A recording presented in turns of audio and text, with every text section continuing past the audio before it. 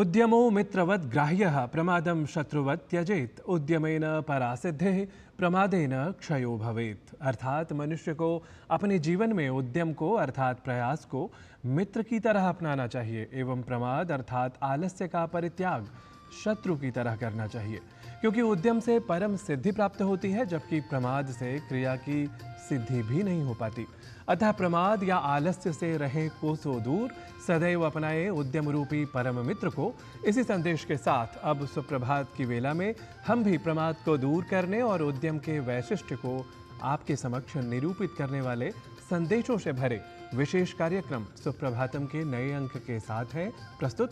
तो स्वीकारें अभिनंदन, अभिवंदन, अभिवादन और स्वागत सत्कार के साथ मेरा नमस्कार।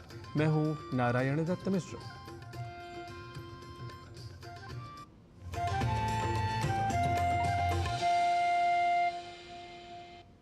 ये द्रष्टारः सदसतां ते धर्म विगुणाः क्रियाः वयमेव विदध्मश्चेद यातु न्यायेन कोध्वना।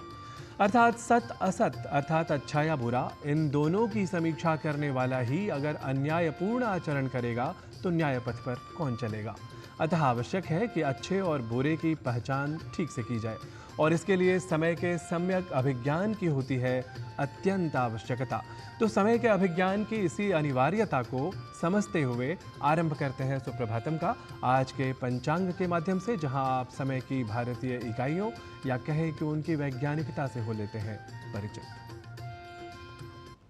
आज का पंचांग युगाब्द 5126, विक्रम संवत 2081, शक संवत 1946, दक्षिणायन, आश्विन मास, कृष्ण पक्ष, तृतीया तिथि, बृहस्पतिवार, उत्तरा भाद्रपद नक्षत्र।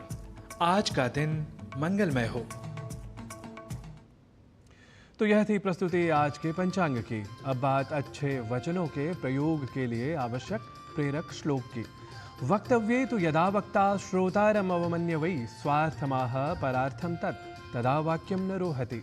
अर्थात जब बोलते समय वक्ता श्रोता की अवहेलना कर दूसरे के लिए अपनी बात कहता है तब वह वाक्य श्रोता के हृदय में प्रवेश नहीं करता। अतः श्रोता अर्थात सुनने वाले के वचनों को बीच बीच में ठीक से सुनना ही वक्ता या बोलने वाले के कहे गए वचन को यानी भाषित को सुभाषित के स्तर तक ले जाता है। तो सुभाषित के स्वरूप के इस प्रतिपादन के साथ ही अब समय हो चला है सुमधुर स्वर से ससज्जित सुभाषित की प्रस्तुति का, जिसे आप सुना करते हैं पहले संस्कृत, पुनः हिंदी तथा अंग्रेजी में। न धैर्येण विना लक्ष्मीर्न शौर्येण विना जयः, न ज्ञानेन विना मोक्षो, न दानेन विना यशः। धैर्य के बिना धन, वीरता के बिना विजय, ज्ञान के बिना मोक्ष और दान के बिना यश प्राप्त नहीं होता है। Money without patience, victory without courage, liberation without knowledge, and fame without charity cannot be achieved. अब क्रम है भारतीय ज्ञान परंपरा से जुड़ी प्रस्तुति का। भारतीय ज्ञान परंपरा में आज बात शिव संकल्प सूक्त की। यजुर्वेद के 34वें अध्याय के प्रथम 6 मंत्र शिव संकल्प सूक्त के नाम से जाने जाते हैं। यह सूक्त एक अद्भुत एवं गहन प्रार्थना है जिसके द्वारा मन अत्यंत शांत हो जाता है और व्यक्ति में अपने स्वरूप को पहचानने की क्षमता विकसित हो जाती है। शिव संकल्प सूक्त के विषय में विस्तार से जानने के लिए देखिए हमारी यह विशेष रिपोर्ट। शुक्ल यजुर्वेद के 34वें अध्याय के अंतर्गत प्रथम 6 मंत्र शिव संकल्प सूक्त के नाम से जाने जाते हैं। शिव संकल्प के ये 6 मंत्र अपनी संरचना और संदेश में इतने सारगर्भित और भावपूर्ण हैं कि इन्हें स्वतंत्र रूप से एक उपनिषद की मान्यता भी दी गई है, जिसको शिव संकल्पोपनिषद कहा जाता है। शिव संकल्प से तात्पर्य शुभ संकल्प, श्रेष्ठ एवं कल्याणकारी संकल्प से है। शिव सूक्तम को मनोविज्ञान दृष्टि से एक बहुत ही महत्वपूर्ण मंत्र माना जा सकता है। इस मंत्र में वो क्षमता है कि वो हमारे मन को सुबुद्धिमान, तीक्ष्ण और शांत बनाए। इस सूक्त में हर मंत्र के अंत में कहा जाता है, तन में मनः शिव संकल्पम अस्तु। तन में मनः का मतलब है वो मेरा मन, हमारा मन कैसा रहे, शिव संकल्पम अस्तु। यहाँ पे शिव का अर्थ है शुभ, और शुभ का मतलब है वो जो हमारे लिए अच्छा हो और हमारे परिसर सबके लिए जो भलाई करता है उसको हम शुभ मानते हैं। और फिर ये मन सिर्फ शुभ को लेकर सोच विचार ना करे, इसमें हम संकल्प करते हैं। शिव संकल्प सूक्त का प्रथम मंत्र है, यज्जाग्रतो दूरमुदैति दैवं तदु सुप्तस्य तथैवैति दूरङ्गमं ज्योतिषां ज्योतिरेकं तन्मे मनः शिव संकल्पमस्तु। ऋषि कहते हैं कि जब कोई व्यक्ति जागृत अवस्था में रहता है तब उसका दिव्य मन जिस प्रकार से दूर दूर जाता है वही सुप्तावस्था में उसी प्रकार से पुनः आता है। इस प्रकार जो दूर जाने वाला और ज्योतियों में अद्वितीय मेरा मन है वो शुभ संकल्प से युक्त हो। शिव संकल्प सूक्त का दूसरा मंत्र है, येन कर्माण्यपसो मनीषिणो यज्ञे कृण्वन्ति विदथेषु धीराः यत पूर्वं यक्षमन्तः प्रजानां तन्मे मनः शिव संकल्पमस्तु। शिव संकल्प सूक्त के दूसरे मंत्र में ऋषि कहते हैं कि शुद्ध मन ही यज्ञ आदि सत्कार्यों को कराने वाला है। सभी श्रेष्ठ कर्मों को इसी मन की स्वस्थ व शुद्ध अवस्था में किया जाता है। यही मन नीति पूर्वक जीविकोपार्जन की बुद्धि देता है। मन के द्वारा ही व्यक्ति तपस्या, संध्या, पूजा आदि सत्कर्मों का करने वाला बन सकता है। शिव संकल्प सूक्त का तीसरा मंत्र है, यत् प्रज्ञानमुत चेतो धृतिश्च यज्ज्योतिरन्तरमृतं प्रजासु यस्मान्नऋते किञ्चन कर्म क्रियते तन्मे मनः शिव संकल्पमस्तु। शिव संकल्प सूक्त के तृतीय मंत्र में ऋषि का कथन है कि जो मन प्रखर ज्ञान से संपन्न, चेतना से युक्त एवं धैर्यशील है, जो सभी प्राणियों के अंतःकरण में अमर प्रकाश ज्योति के रूप में स्थित है, जिसके बिना किसी भी कर्म को करना संभव नहीं है, ऐसा हमारा मन शुभ संकल्पों से युक्त हो। इस मंत्र में मन की पावनता और निर्मलता पर बल दिया गया है, क्योंकि ये प्रकृष्ट ज्ञान का साधन है। शिव संकल्प सूक्त का चौथा मंत्र है, येनेदं भूतं भुवनं भविष्यत् परिगृहीतममृतेन सर्वं येन यज्ञस्तायते सप्तहोता तन्मे मनः शिव संकल्पमस्तु।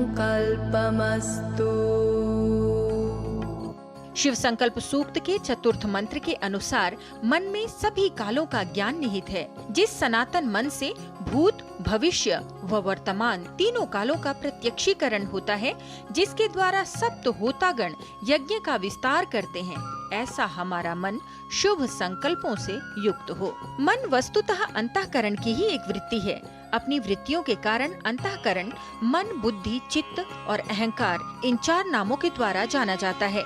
इन्हें अंतःकरण चतुष्टय कहते हैं। शिव संकल्प सूक्त का पांचवा मंत्र है, यस्मिन् ऋचः सामयजूगुंषि यस्मिन् प्रतिष्ठिता रथनाभा विवाराः यस्मिन् कश्चित्तकुं सर्वमोतं प्रजानान् तन्मे मनः शिव संकल्पमस्तु। शिव संकल्प सूक्त के पंचम मंत्र में मन की शुद्धि की व मन को प्रबलता प्रदान करने की प्रार्थना की गई है। जिस मन में वैदिक ऋचाएं समाई हुई हैं, जिसमें साम और यजुर्वेद के मंत्र ऐसे प्रतिष्ठित हैं जैसे रथ के पहिए में अरे लगे रहते हैं, तथा जिस मन में प्रजाजनों का सकल ज्ञान समाहित है, ऐसा हमारा मन शुभ संकल्पों से युक्त हो। शिव संकल्प सूक्त का छठा मंत्र है सुषारथिरश्वानि वयन्मनुष्यान्ने नियतेभिषुभिर्वाजिन इव हृत्प्रतिष्ठं यदजिरञ्जविष्ठं तन्मे मनः शिव संकल्पमस्तु।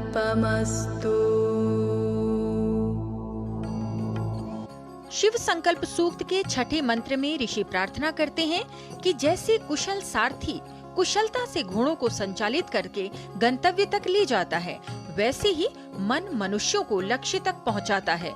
जो हृदय में स्थित वृद्धावस्था से रहित अत्यंत ही वेगवान है, वो हमारा मन श्रेष्ठ व कल्याणकारी संकल्पों से युक्त हो। शिव संकल्प सूक्त में मन की अनेक प्रकार से व्याख्या की गई है और सभी क्रियाकलापों का साधक बताया गया है। मन को दूरगामी और ज्योतियों में अद्वितीय, सभी इंद्रियों का प्रकाशक, धैर्य स्वरूप, शुभ संकल्प वाला, भूत भविष्य अतीत पदार्थों का ज्ञाता और विशिष्ट यज्ञ को संपादित करने वाला बताते हुए शिव संकल्प सूक्त में इसके शुभ संकल्प वाला होने की प्रार्थना की गई है। लता वशिष्ठ, डीडी न्यूज। इस प्रस्तुति के साथ ही अब समय हो गया है एक अल्प विराम लेने का। आप देखते रहिए डीडी न्यूज, हम जल्दी ही लौटते हैं।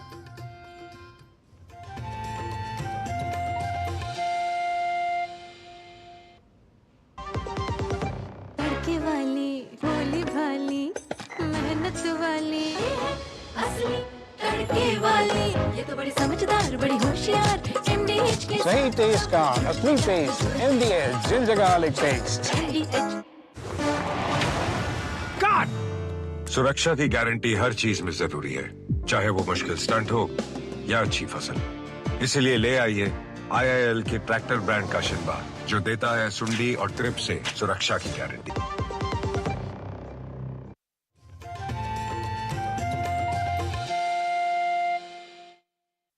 स्वागत है आप सभी का एक बार फिर से सुप्रभातम में। अब बात स्वास्थ्य मंत्र की। कहा गया है प्रसन्नात्मेन्द्रिय मनः स्वस्थ इत्यभिधीयते, अर्थात स्वस्थ हम तब भी कहला सकते हैं जब शारीरिक, मानसिक और आत्मिक या आध्यात्मिक रूप से प्रसन्नता प्राप्त होती रहे। और इस शारीरिक, मानसिक और आध्यात्मिक रूप से प्रसन्नता की प्राप्ति के क्रम में पहला क्रम है शरीर का। शरीर की प्रसन्नता तो संभव है शरीर के हृष्ट और पुष्ट होने से, और शरीर की सुपुष्टता प्राप्ति में सहायक है भोजनाग्रे सदापथ्यम लवणाद्रक भक्षणम अग्निसंदीपनम रुच्यम जिह्वा कंठ विशोधनम। तो आज स्वास्थ्य मंत्र में शरीर की पुष्टता पर ध्यान कर लेते हैं केंद्रित, और शारीरिक पोषण के लिए आवश्यक भोज्य पदार्थों से जुड़ी, विशेष रूप से गर्भावस्था के समय से जुड़ी इस विशेष रिपोर्ट को देख लेते हैं, जिसे प्रस्तुत कर रही हैं हमारी सहयोगिनी किरण भारद्वाज।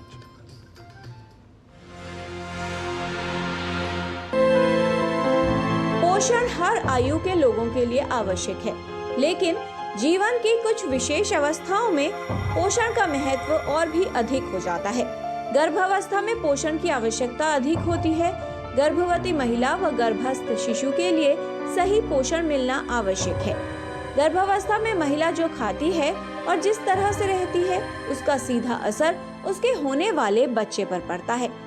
पोषण है वो पूरा नहीं है तो महिला कमज़ोर रहेगी, महिला को प्रॉब्लम रहेगी कि जैसे उनको बीमारी हो सकती है, जैसे उनका ब्लड प्रेशर हाई हो सकता है, उनके अंदर उनका वज़न पूरा ग्रोथ नहीं हो सकता, वो हो सकता है उन्हें अनीमिया हो सकता है, और अनीमिया के होने की वजह से उनको सारे लक्षण हो सकते हैं और फिर उनको आगे जाके और बीमारी हो सकती है। और वही जो चीज़ है, क्योंकि जो माँ खुराक लेती है वो बच्चे पे बहुत असर करती है, तो वो बच्चे के लिए भी इम्पॉर्टेंट है। तो बच्चे की ग्रोथ पूरी नहीं होगी तो बच्चा छोटा होगा, कमज़ोर होगा, फिर बच्चा का टाइम से पहले डिलीवरी हो जाएगी। और बच्चा जो है, जो बच्चे टाइम से पहले डिलीवर हो जाते हैं उन्हें नर्सरी की भी ज़रूरत पड़ सकती है, और फिर आगे जाके जब वो बच्चे बड़े होते हैं तो उनमें भी ये सब चीज़ें पाई जाती हैं, जैसे अनीमिया या और भी बीमारियाँ। तो गर्भावस्था एक आइडियल टाइम है जब महिला का न्यूट्रिशन पूरा होना चाहिए। पौष्टिक भोजन गर्भावस्था के दौरान वजन को सही तरह से बढ़ाने में मदद करता है, बच्चे के विकास में सहायक होता है। गर्भावस्था के दौरान ब्लड शुगर यानी शर्करा के स्तर को नियंत्रित करता है। बच्चे के लिए और उसकी सेहत के लिए फोलिक एसिड और आयरन भरपूर मात्रा में हो, और ये फोलिक एसिड कैसे मिल सकता है? आप वही बीन्स, ग्रीन बीन्स और पीस जिसमें फोलिक एसिड होता है, वो आप उसकी वेजीज में इंक्लूड करिए। उसको जरा ध्यान रखिए, ग्रीन लीफी वेजिटेबल्स। और ये भी ध्यान रखना है आयरन को किस फॉर्म में देना है। प्रेगनेंसी में आयरन लेना है, लेकिन आयरन के साथ कैल्शियम सप्लीमेंटेशन भी जरूरी है। तो दोनों के बीच में गैप रखिए, आयरन को खाली पेट नहीं खाइए। आयरन होता तो है पालक में, पर वो आयरन का पालक सारा नष्ट हो जाता है जब आप उसको तेल में भूनते हैं। कम से कम फ्राई करके पालक को दीजिए, तो पालक का आयरन उसकी बॉडी में अब्जॉर्ब होगा। गर्भावस्था के दौरान आहार में प्रोटीन, विटामिन, कार्बोहाइड्रेट, वसा, खनिज, लवण और जल पोषक तत्व शामिल होने चाहिए। साथ ही ऐसे में सप्लीमेंट लेना भी आवश्यक है। प्रेग्नेंट वुमेन की डाइट कैसे होनी चाहिए? सुबह उसने खाया पराठा, तो सिंपल पराठे की जगह आप उसको पनीर का पराठा खिलाइए। दिन में वो सब्जी खा रही है तो देखिए कि वो बीन्स, पीस, ये प्रोटीन वाले चने, राजमा, ये सब उसकी थाली में परोसा जाए। बीटरूट से आयरन उसका अच्छा जाएगा डाइट में। दही में थोड़े से सलाद वगैरह डाल दिए, फाइबर वगैरह भी उसका पूरा हो जाए। सलाद साथ में ले ले। शाम को भूख लग रही है तो नट्स वगैरह खा ले। गर्भावस्था के दौरान सावधानी रखना और सही पोषण लेना आवश्यक है, जिससे माँ और शिशु दोनों ही स्वस्थ और सुरक्षित रहें। किरण भारद्वाज, डीडी न्यूज।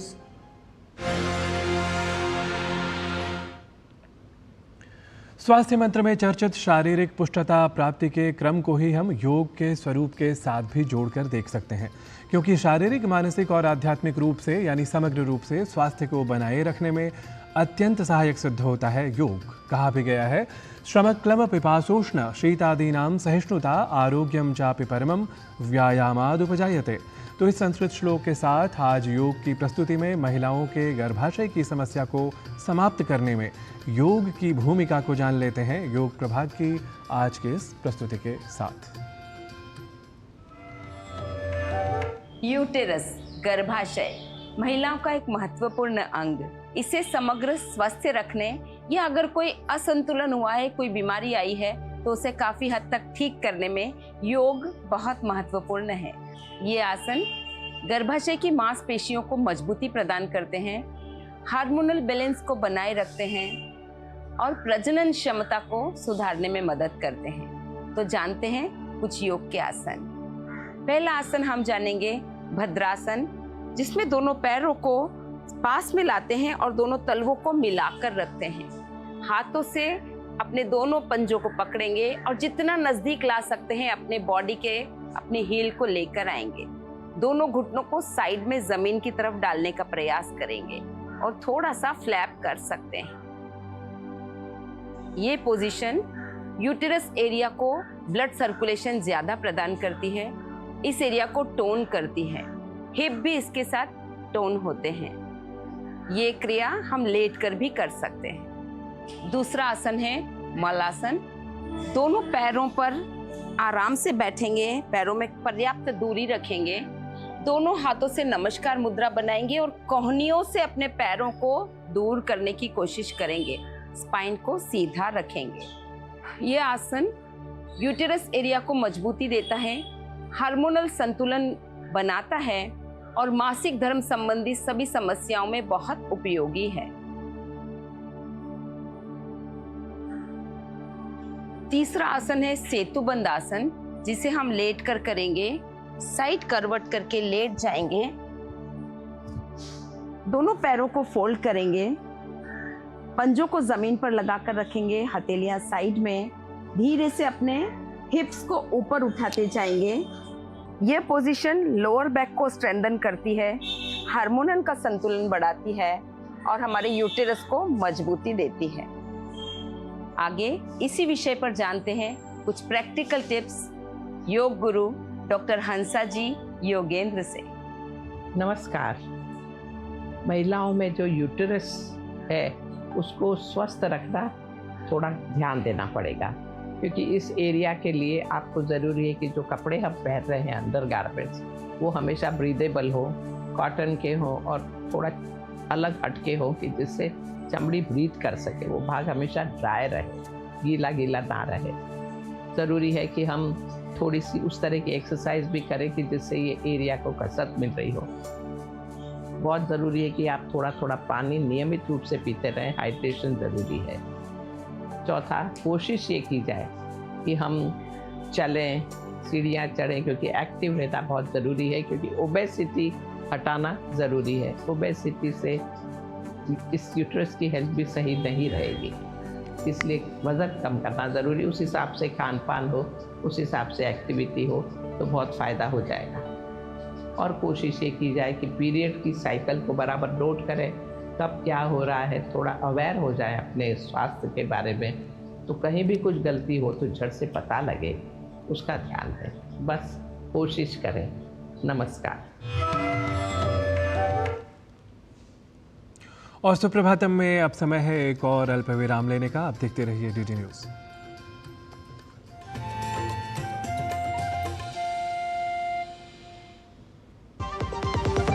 दादी के हाथों का जादू और खुशबू से महकता घर। MDH गरम मसाला, असली मसालों से भरा हूँ मैं, क्योंकि हर रिश्ता है स्वाद से जुड़ा। बात जब पीढ़ियों के लिए बनने वाले घर की हो तो जिम्मेदारी बड़ी हो जाती है। गैलेंट समझता है ये जिम्मेदारी। अब MM रिब्स के साथ गैलेंट एडवांस TMT रीबार, निर्माण का रियल हीरो। हाथ धोकर आते हैं। साबुन की जगह हैंड वॉश। मोहन का प्रमोशन हो गया क्या? सैवलॉन हैंड वॉश तो हमारा रोज का है। सिर्फ 10 रुपए में 200 ml हैंड वॉश बनाओ। Savlon powder to gel hand wash, germ से बचाए, शान बढ़ाए।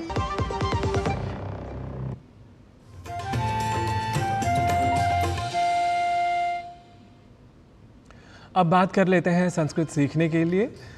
इसके लिए हम चलते हैं संस्कृत पाठशाला की कक्षा में, जहां व्यावहारिक वाक्यों के संस्कृत स्वरूप का पुनर्अभ्यास कर लेते हैं अपने सहयोगी गवीश द्विवेदी के साथ।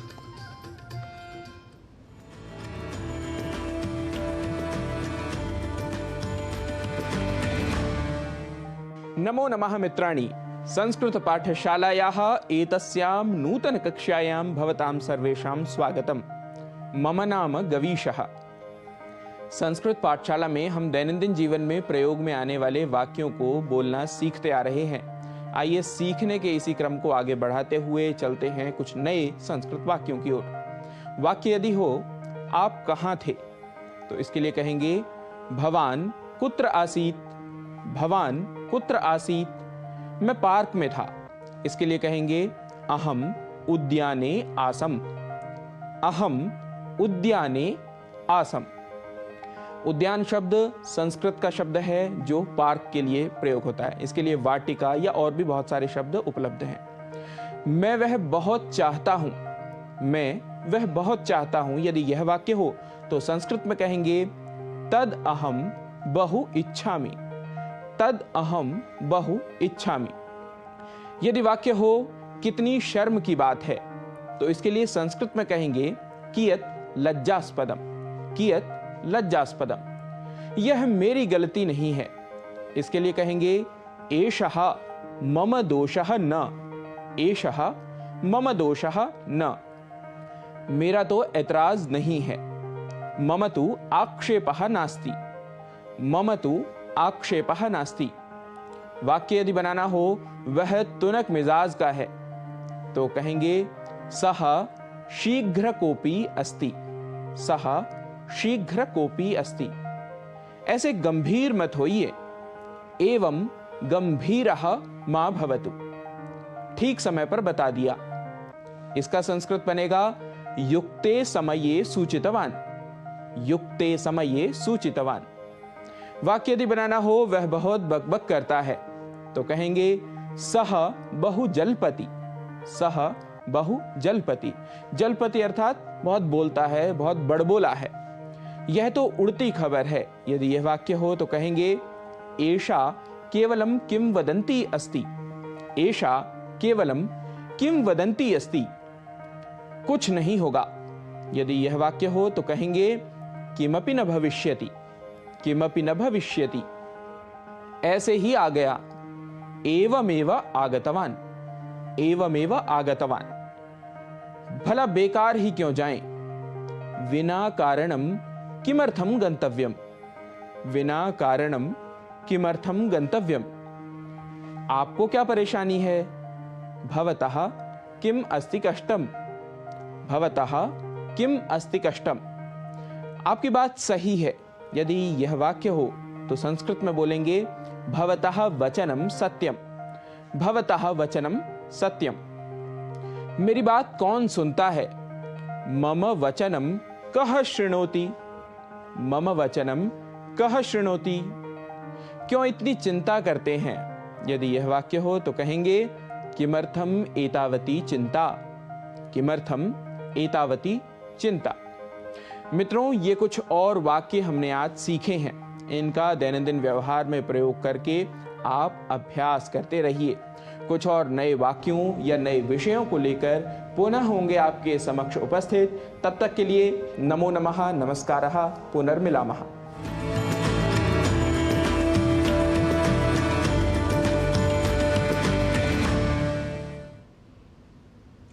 हम आपको बता दें कि खबरों की दुनिया से जुड़े रहने के लिए अब डीडी न्यूज़ की खबरें और अपडेट्स यूट्यूब, फेसबुक, ट्विटर यानी एक्स, इंस्टाग्राम और हमारी वेबसाइट्स पर भी उपलब्ध हैं और आप इन्हें फॉलो और सब्सक्राइब भी कर सकते हैं। तो आज के सुप्रभातम की प्रस्तुति में इतना ही। कल पुनः अपने पूर्व निर्धारित समय पर हम लौटेंगे। तब तक के लिए मुझे अपने सहयोगियों के साथ दीजिए अनुमति। नमो वः, नमो भवतः, नमः सर्वेभ्यः, नमो नमः च।